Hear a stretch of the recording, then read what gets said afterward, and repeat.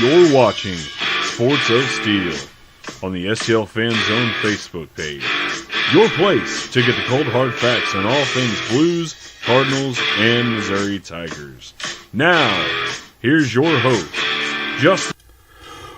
Welcome back to another episode of Sports of Steel on the STL Fan Zone Facebook page. Justin Ferguson here with you. On today's episode, we're going to dive into the Brock Hoffman NCAA waiver situation. We'll recap the Card sweep over the Milwaukee Brewers this week. And we're going to talk NHL Playoffs. What a wild first round this was. We'll also preview the Stars and the Blues. So let's just jump right into it.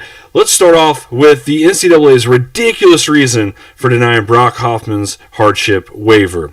All right, to give you a little bit of background on the story, Brock Hoffman is an offensive lineman that recently transferred from Coastal Carolina to Virginia Tech University, so he could be closer to his mother, who had surgery to remove a benign brain tumor and is still dealing with the after effects from her surgery.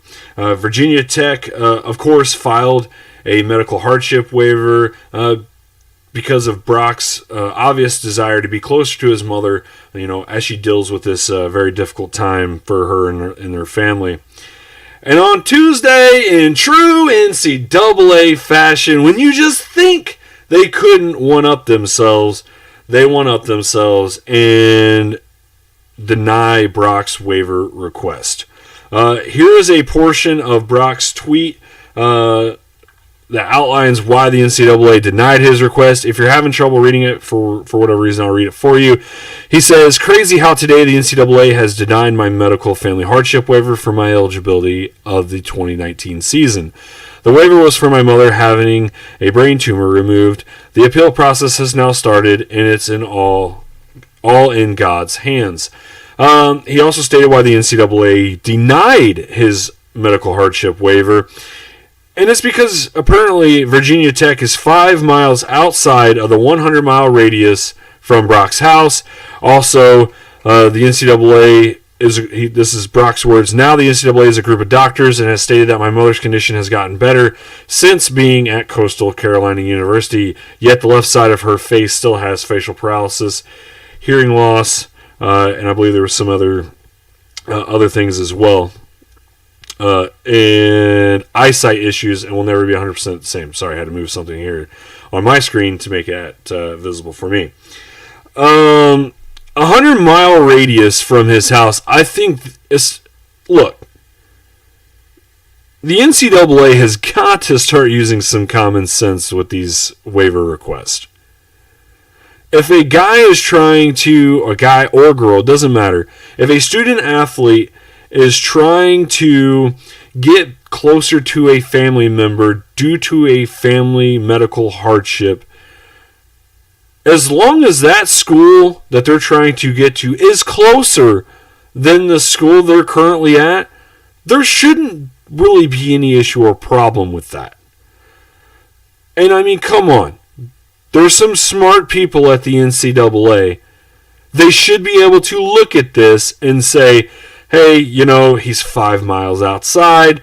I think we can make an exception to policy for the 100-mile radius. The other stuff, as far as her getting better, that's really not the NCAA's. They should not be really getting themselves into that position. It's not their job. Because we don't know what the future holds for Brock Hoffman's mother. She had the brain tumor. It was removed. Who knows within the next year what could happen? And Brock, may just want to get closer to his mother due to that and due to what she's, obviously dealing with right now. But the NCAA shouldn't say, well, she's gotten a little bit better. That shouldn't matter whatsoever. His mother has, her medical situation. It shouldn't matter whether she's getting better or not. Brock obviously wants to be closer to his mother to spend time with her. And really, 100-mile radius, that's just ridiculous to me. There's no way that, there should be a 100-mile radius, especially if Virginia Tech's closer. Look, I Google mapped it. Virginia Tech is closer to Brock's house than Coastal Carolina. That should be the only thing that matters in this situation. But there might be some good news for Brock. Brock Hoffman is going to be, as you saw, the appeal process is ongoing.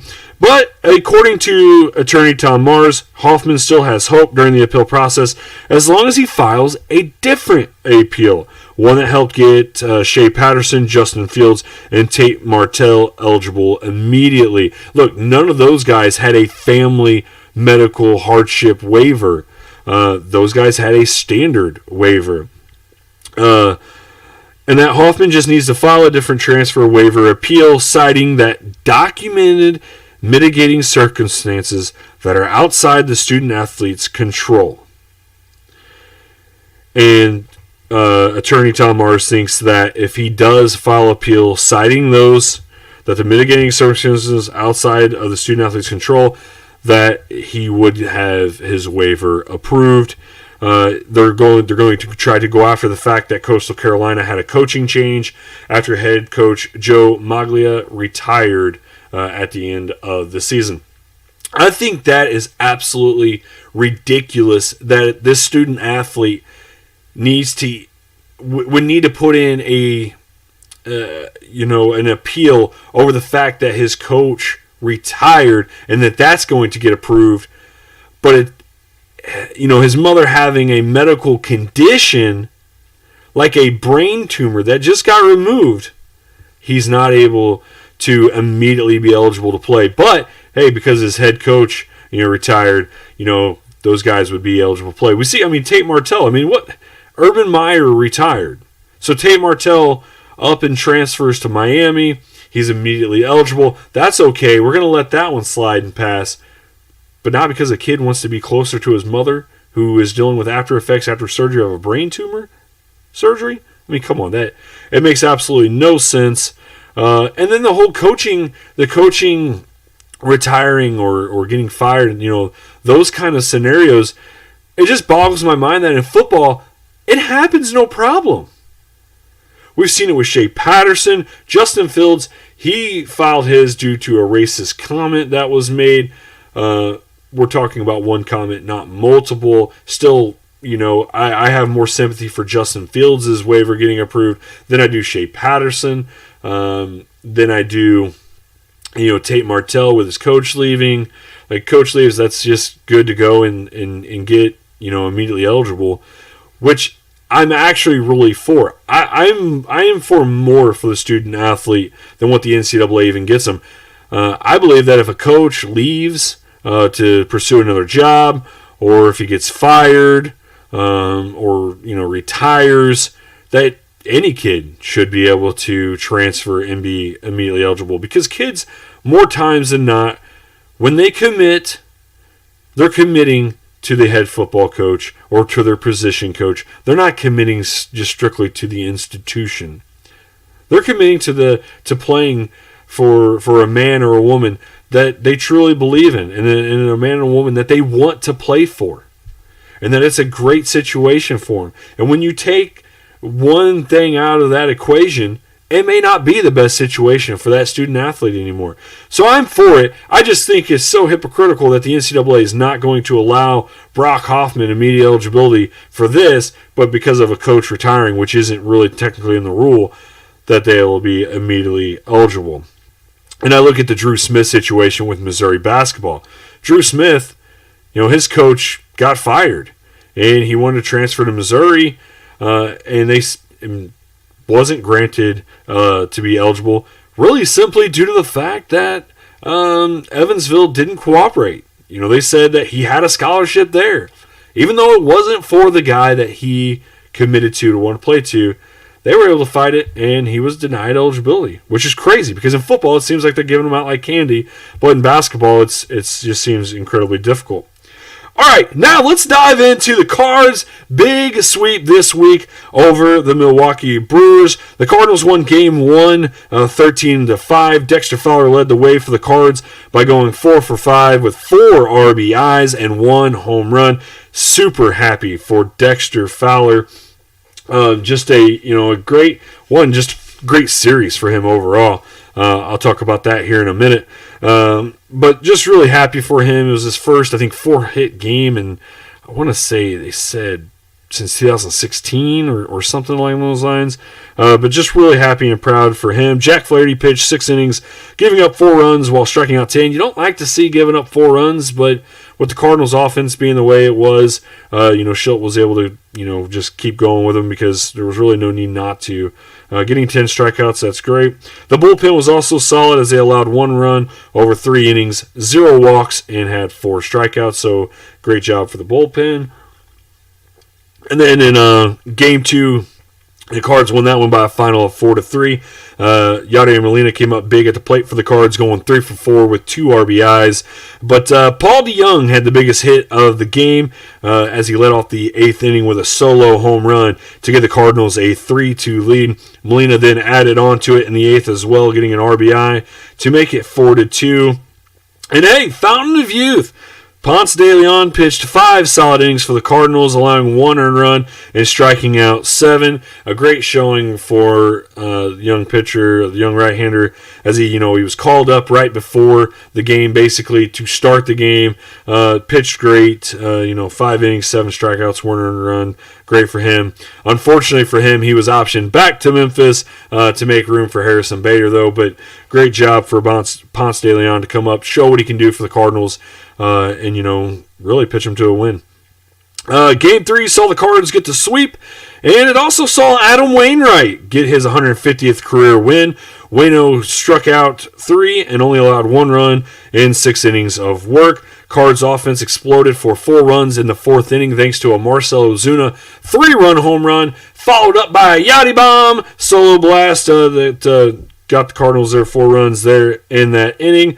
The Cardinals, they're off tonight as they get ready for the Reds to come to town. First pitch for Friday night's game is scheduled for 8:15 Eastern, 7:15 Central. The Miles Michaelis, he's going to get the ball in Game 1 for the Redbirds. Dakota Hudson will go in Game 2, and Jack Flaherty will go in Game 3. Now, let's get back to that Cardinals offense, because that's what really led the way this weekend for him. You look at up and down the lineup, guys really hit pretty well in the series. When you look at Carpenter, his batting average was .272. Goldschmidt, .454. Paul DeJong, .461. Ozuna hit .272. Jose Martinez hit .400. Molina, .416. Dexter Fowler, hats off. If I had a hat, man, I'd take it off for you right now. He hit .555 in the series. He played in 2 games. And the only really player that kind of struggled a little bit at the plate was Colton Wong, who hit .200. But it's okay. We've talked about this in the report. It's okay for your bottom line guys to hit in those 200s. As long as they're occasionally giving you something. We're seeing that from Colton Wong. He'll give you a hit in a game. He'll also give you a home run. But the biggest thing for Colton Wong is he's giving you great defense. All right, now let's talk NHL playoffs, man. It's been a crazy first round in the NHL playoffs. No division winners made it onto the second round. So Tampa Bay, the Washington Capitals, the Calgary Flames, and of course the Nashville Predators all lost in the first round of the NHL playoffs. President's Trophy winner gone in the first round. First time that a President's Trophy winner had been swept in a first round series thanks to the Columbus Blue Jackets. We're going to have a new Stanley Cup champion thanks to the Carolina Hurricanes, who knocked out the Washington Capitals last night in Game 7 in a second overtime thrilling game. It was just it was a great atmosphere there. It's not Verizon Center anymore. I can't remember what it's called, but it is what it is. All right, so the other thing about the playoffs that got me, I feel just you got to feel horrible for the Vegas Golden Knight fan base.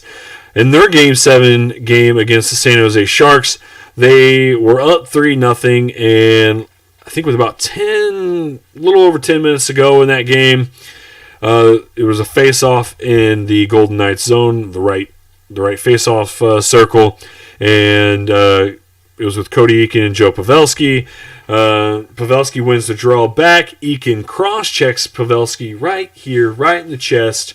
And then unfortunately it knocked Pavelski off balance, But then Paul Stastny inadvertently had hit Joe Pavelski as well, knocking him off balance. He hits the ice. His head hits the ice. He actually looked like he got knocked out. His head started bleeding. And for some reason, the NHL officials get together, call cross-checking major penalty when it should have been a minor penalty. I believe I put this up on the fan zone. You let me know what you think if you've seen it. But, it was a cross-check to the chest. I can understand a 2-minute, but there was no need for the 5-minute because, and their excuse for why they called the 5 minutes, I got it pulled up here on the phone.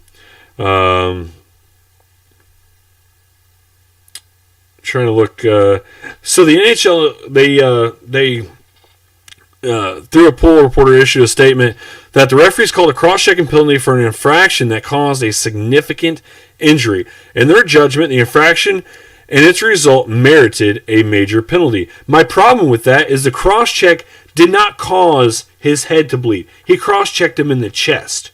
Okay? He lost his balance, and after getting ran into by Paul Stastny, he fell to the ice, and his head hitting the ice is what caused it. I have seen people try to say, well, if the cross-check didn't occur, it would have never happened. Maybe true.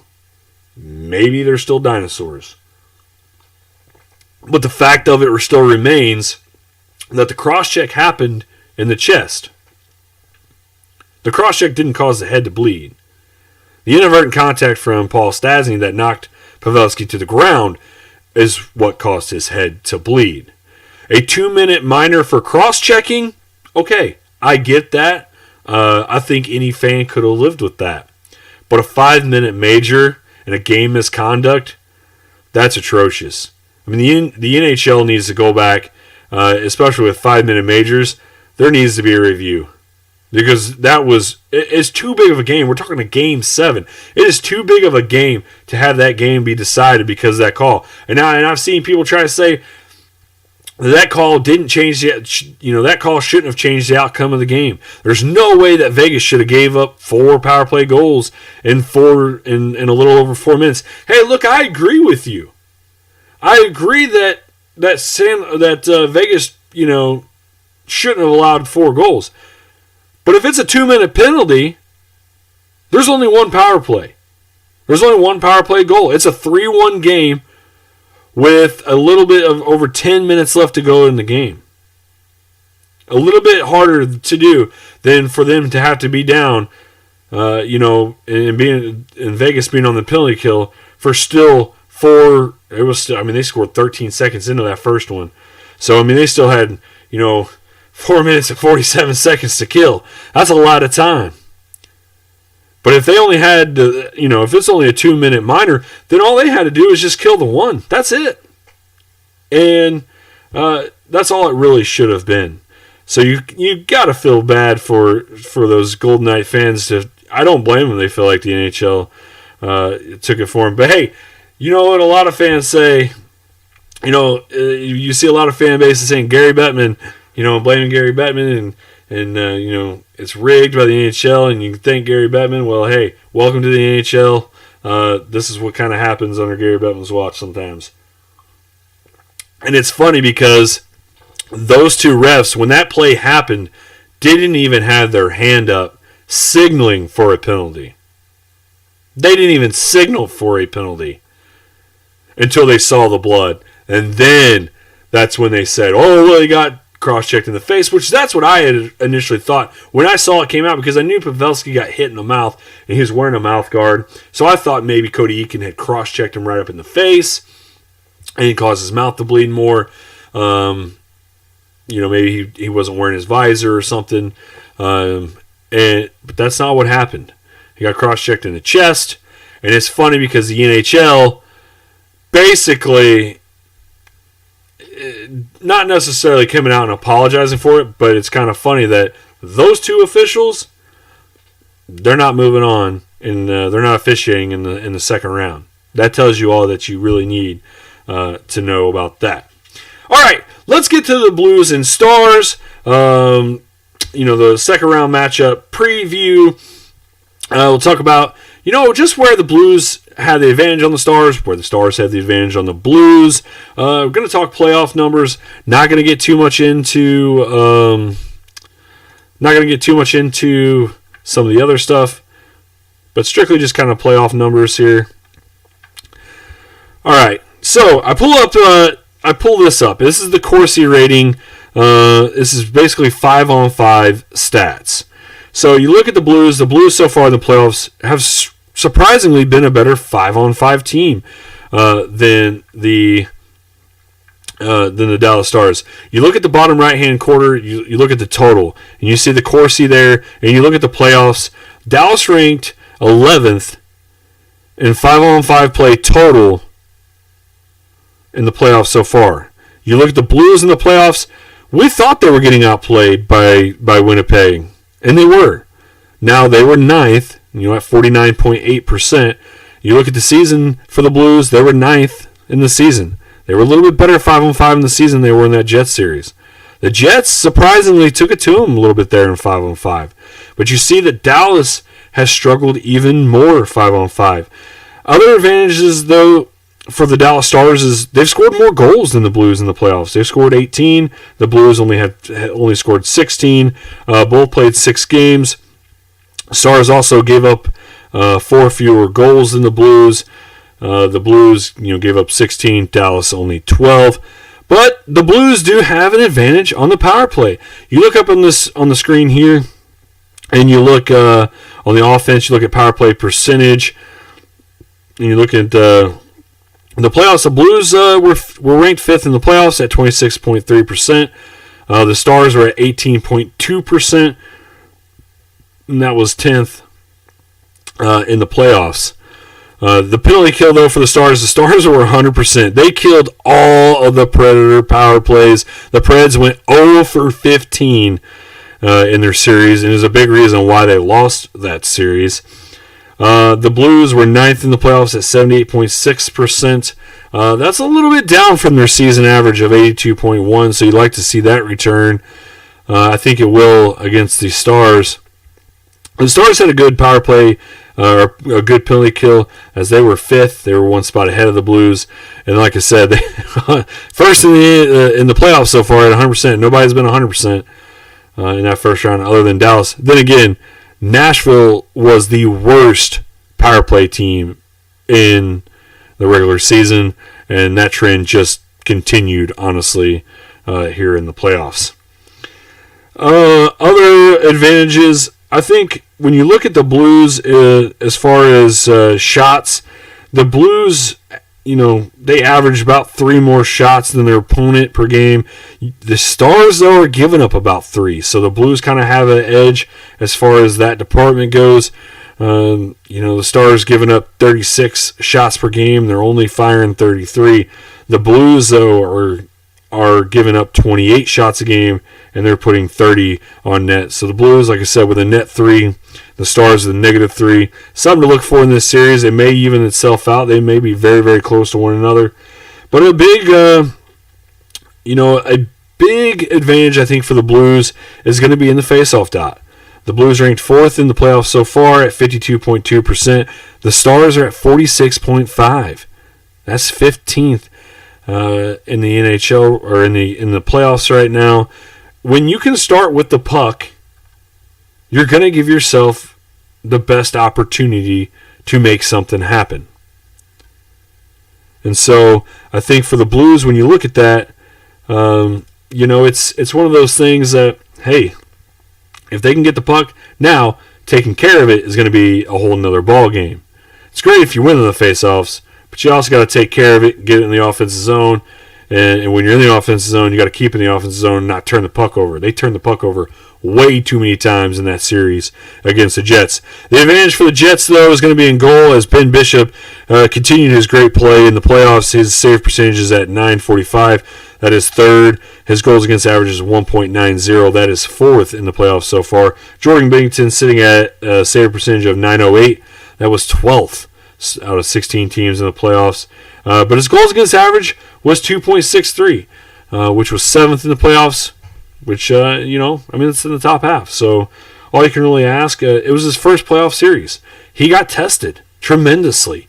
Honestly, he was the MVP for the Blues in that Jets series. The Blues don't win that series if anybody else is in net, in my opinion. It kind of reminded me of the series a few years back when the Blues beat the Wild, and that was Jake Allen. I mean, he just bailed them out time and time again. The Blues are going to have to tighten up, defensively from their defensemen, but also their forwards are going to have to do a better job of back checking. The curious thing that I'm going to look for is how the Blues do against the Stars' first and second lines. Their first and second lines both scored 7 goals apiece. It's going to be interesting, how they're going to stop that big line, big first line for Dallas of Ben, Sagan, and Radulov. If it's me, I'm probably going Maroon, Bozak, and Thomas just because of what they can do. You can go big line against big line, but I just like the grinding style of Maroon, Bozak, Thomas, and also a big body of Maroon, shadowing Jamie Benn. I think you got to put a big body on him because, he's just, when Jamie Benn's engaged, he is a just mountain of man to try to defend, and you got to take away his space. Puck drop for tonight's game. It's game 1 tonight, baby. Puck drop's going to be 9:30 Eastern, 8:30 Central. I know. I hate it because I live in the Eastern time zone, so it's even worse for me. Be thankful you're in the Central time zone. You can catch that game tonight. It's going to be on NBCSN. It's not going to be on Fox Sports no more. So, unfortunately, if you don't have NBCSN, I'm sorry for that, but that's where the game will be at. For tonight, the starting lineups for the Blues, for the first line, it's going to be Perron, O'Reilly, Tarasenko. Jaden line 2 is going to be Schwartz, Shin, Sundqvist, then followed by Maroon, Bozak, and Thomas, and then Fabry, Barbashev, Steen. So same forward lines that we saw really with that last game. And then on defense, it's Gunnarsson, Pietrangelo, Bouwmeester, Parayko, and Dunn and Edmondson. I really love that they put Dunn with Edmondson. I just think getting him off that first pairing with Pietrangelo and having to go against the team's best forwards, I think that's going to help him. Gunnarsson just brings that wealth of experience that you really need from another defenseman up in that top pairing. So really happy to see that. And hopefully we get a Blues win tonight. It's game 1. It'd be big to get a win at home tonight. Set the scene, set the stage really for the remainder of the playoffs. So that's it for this episode of Sports of Steel. If you like this video, please like put a like. Also, don't forget to like the Facebook page. If you want to if you got any questions, concerns, comments, you want to leave a comment on the podcast. Leave a comment in the box below. Also, don't forget to share. Please share this video. Also, share the Facebook page. I really just want to reach as many Blues, Cardinals, and Missouri Tigers fans as we can. You can also follow us on Twitter. It is at STL Fanzone. I hope you guys have a great night tonight with game 1. I hope you all have a great weekend, and I will talk to you guys very soon.